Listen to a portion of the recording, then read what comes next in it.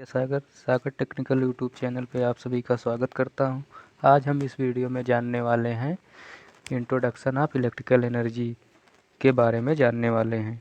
तो उससे पहले हम लोग जान लेते हैं कि जो हमारे इंडिया में विद्युत जनरेट हो रहा है, जैसे कि पावर प्लांट के द्वारा जनरेट हो रहा है, कौन कौन से पावर प्लांट का कितना योगदान है, उन सब चीज़ों पे आज हम चर्चा करने वाले हैं। टाइप्स ऑफ पावर प्लांट और यहाँ योगदान। तो हाइड्रो पावर प्लांट का 22% योगदान है इंडिया में हमारे पावर जनरेट में। स्टीम पावर प्लांट का 65%, न्यूक्लियर पावर प्लांट का 2.7%, रिन्यूएबल एनर्जी सोर्स का 10.3% योगदान है हमारे इंडिया में पावर जनरेट करने के लिए। तो हम आज चर्चा करते हैं इंट्रोडक्शन ऑफ इलेक्ट्रिकल एनर्जी के बारे में। ऊर्जा की आवश्यकता ऊर्जा के रूप में, प्रकाश के रूप में, प्रेरक के रूप में आदि में किया जा सकता है। वर्तमान समय में विज्ञान और प्रौद्योगिकी ने इतना प्रगति कर लिया है कि विद्युत ऊर्जा को किसी भी ऊर्जा में रूपांतरित किया जा सकता है। हाँ दोस्तों, जैसा कि आप लोग जानते हैं, जो हमारा मोटर है वो विद्युत ऊर्जा को मैकेनिकल ऊर्जा में कन्वर्ट कर देता है। तो उसी सब पे चर्चा करने वाले हैं। और ये जो स्टार है, स्टार पॉइंट बहुत ही मोस्ट इम्पॉर्टेंट है। वास्तव में देश की उन्नति को विद्युत ऊर्जा के पूंजी निर्माण के संदर्भ में मापा जाता है। निम्नलिखित कारणों से विद्युत ऊर्जा अन्य सभी प्रकार की ऊर्जा से श्रेष्ठ है। देखते हैं क्या क्या प्रॉपर्टी हैं, क्यों हमारा विद्युत ऊर्जा सर्वश्रेष्ठ है। तो पहला, सुविधाजनक है। Conventional form energy, electrical energy बहुत ही सरल या आसान एनर्जी है, जिसे आसानी से किसी भी अन्य ऊर्जा के रूप में बदला जा सकता है। ठीक है दोस्तों, यदि हमें इलेक्ट्रिकल एनर्जी को हीट एनर्जी में कन्वर्ट करना है तो हम एक हाई रेजिस्टेंस वायर में इलेक्ट्रिक करंट को फ्लो कराना होगा। ठीक है दोस्तों, इसी प्रकार यदि इलेक्ट्रिकल एनर्जी को लाइट एनर्जी में कन्वर्ट कराना है तो इलेक्ट्रिक बल्ब के द्वारा किया जा सकता है। ठीक है दोस्तों, कोई इलेक्ट्रिक बल्ब ले लेंगे, उसमें इलेक्ट्रिक करंट को फ्लो कराएंगे तो लाइट हमारा बल्ब जलेगा, तो लाइट उत्पन्न होगा। और क्या क्या प्रॉपर्टी हैं? इजी कंट्रोल, आसान नियंत्रक। इलेक्ट्रिकल ऑपरेटेड मशीन को आसानी से ऑपरेट या कंट्रोल किया जा सकता है। मतलब कि कोई भी इलेक्ट्रिकल मशीन है उसको आसानी से स्विचिंग के माध्यम से ऑन ऑफ कर सकते हैं। ठीक है दोस्तों, और क्या क्या प्रॉपर्टी हैं उसके बारे में चर्चा करते हैं। ग्रेटर फ्लेक्सिबिलिटी, मतलब बेहतर लचीलापन। इलेक्ट्रिकल एनर्जी को कंडक्टर की सहायता से एक स्थान से दूसरे स्थान तक आसानी से भेजा जा सकता है। ठीक है दोस्तों, मतलब कि जैसे विद्युत जनरेट हुआ है तो उसको हम एक स्थान से दूसरे स्थान पर ट्रांसमिशन लाइन के द्वारा भेजते हैं, तो ये आसानी होता है इस पे भेजने में। डीसी पावर से मतलब आसानी होता है, ज़्यादा दूर तक इसे ले जाना है तो हमारे इंडिया में अगर 800 में मतलब किलोमीटर से दूर अधिक दूरी तक ले जाना है तो हम लोग डीसी में ले जाएंगे। उससे कम दूरी है तो एसी में लेके चले जाएंगे। अब हम लोग बात करते हैं चीपनेस, मतलब सस्ता। इलेक्ट्रिकल एनर्जी अन्य एनर्जी की अपेक्षा सस्ता है, इसलिए इस एनर्जी को आसानी से डोमेस्टिक, कमर्शियल तथा इंडस्ट्रियल पर्पज़ के लिए होता है। ठीक है दोस्तों, हमारा इलेक्ट्रिकल एनर्जी बहुत सस्ता है। बहुत सस्ता नहीं, मोर देन, मतलब कि डीसी करंट से ये तो सस्ता है एसी।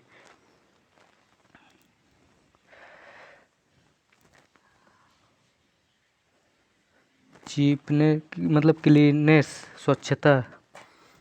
इलेक्ट्रिकल एनर्जी से किसी भी प्रकार का धुआं, गर्दा या विषैली गैस उत्सर्जित नहीं होती हैं, इसलिए यह ऊर्जा स्वच्छ तथा स्वास्थ्य के लिए नुकसानदायक नहीं है। इससे कोई भी विषैली गैस या गर्दा या धुआं नहीं उत्पन्न होता है दोस्तों। हाई ट्रांसमिशन इफिशियंसी, ऊर्जा संचरण दक्षता, इफिशियंसी के बारे में देखते हैं।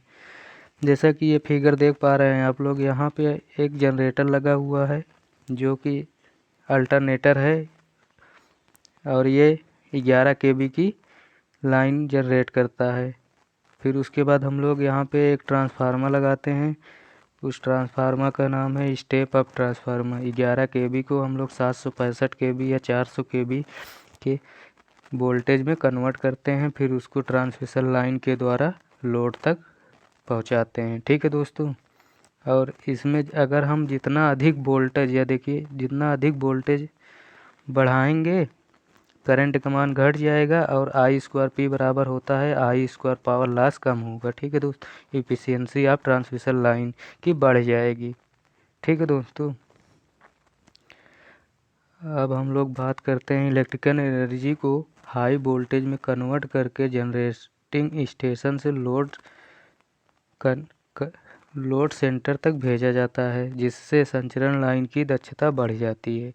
जैसे कि हम लोग 33 kV जनरेट करते हैं, उसको स्टेप अप करके 765 kV या 400 kV की वोल्टेज को कन्वर्ट करते हैं, फिर उसके बाद ट्रांसमिशन लाइन के द्वारा भेजते हैं, तो उसमें P बराबर I² लॉस कम होता है। ठीक है दोस्तों। करंट का मान घट जाएगा तो लॉसेस कम हो जाता है।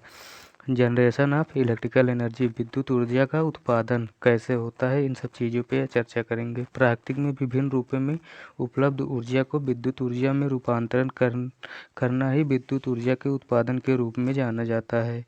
ठीक है दोस्तों। जैसे कि हमारे सूर्य से जो प्राकृतिक में है, सूर्य हो गए और जल, हाइड्रो पावर प्लांट और कोयला के थ्रू जो हम लोग विद्युत जनरेट करते हैं, उसी के बारे में बोल रहे हैं। ऊर्जा विभिन्न प्राकृतिक स्रोतों से विभिन्न रूपों में उपलब्ध होती है, जैसे पानी का प्रेशर, ईंधन की रासायनिक ऊर्जा, रेडियोधर्मी, परमाणु ऊर्जा आदि के इस सभी ऊर्जा को उपयुक्त व्यवस्था का उपयोग करके विद्युत ऊर्जा में कन्वर्ट या परिवर्तित किया जाता है। किसी अन्य रूप की ऊर्जा को विद्युत ऊर्जा में परिवर्तित करने के लिए प्राइम मूवर, प्रथम चालक के साथ अल्टरनेटर का नियोजन किया जाता है। प्राइम मूवर का मतलब ये होता है दोस्तों, जैसे हमारे प्राइम मूवर का मतलब ये है दोस्तों, जैसे कि हम लोग टरबाइन का यूज करते हैं ना, वही हो गया हमारा प्राइम मूवर। जब हम लोग स्टीम बना के उस टरबाइन में फ्लो कराते हैं तो टरबाइन रोटेट करती है, जिससे कि अल्टरनेटर रोटेट करने लगता है और करंट फ्लो होने लगता है। एग्जाम्पल के लिए दोस्तों देख सकते हैं, ईंधन की रासायनिक ऊर्जा का उपयोग उच्च तापमान और दबाव पर भाप स्टीम का उत्पाद करने के लिए किया जाता है, तथा इस भाप को प्राइम मूवर को दिया जाता है, जो स्टीम इंजन या स्टीम टरबाइन हो सकता है। मतलब जो हम लोग भाप जनरेट करेंगे उसको स्टीम टरबाइन या स्टीम इंजन बोल सकते हैं। या टरबाइन स्टीम की ऊष्मीय ऊर्जा को यांत्रिक ऊर्जा में बदलता है, जिससे कि अल्टरनेटर के द्वारा विद्युत ऊर्जा में परिवर्तित कर लिया जाता है। तो अल्टरनेटर जो हमारा होता है दोस्तों, मैकेनिकल एनर्जी को इलेक्ट्रिकल एनर्जी में कन्वर्ट करता है, और स्टीम टरबाइन जो होता है हीट एनर्जी को मैकेनिकल एनर्जी में कन्वर्ट करता है। तो पोटेंशियल एनर्जी जो होता है उसका फार्मूला mgh होता है, और काइनेटिक एनर्जी का हाफ mv² होता है। ठीक है दोस्तों। तो अब हम लोग इसके आगे थर्मल पावर प्लांट से बिजली कैसे जनरेट होती है, उसका क्या क्या प्रोसेस है, उन सब चीज़ों पे चर्चा करने वाले हैं। इस वीडियो में तो नहीं करेंगे, इसके अगले वीडियो में, नेक्स्ट वीडियो में हम उन सब चीज़ों पे चर्चा करने वाले हैं। उससे पहले आप लोग इस वीडियो में लाइक, सब्सक्राइब, शेयर करना ना भूलें, जिससे कि हम कमेंट भी करते रहें, जिससे हम मोटिवेट होंगे तो और अच्छे वीडियो आप लोगों के लिए लाएंगे। धन्यवाद दोस्तों।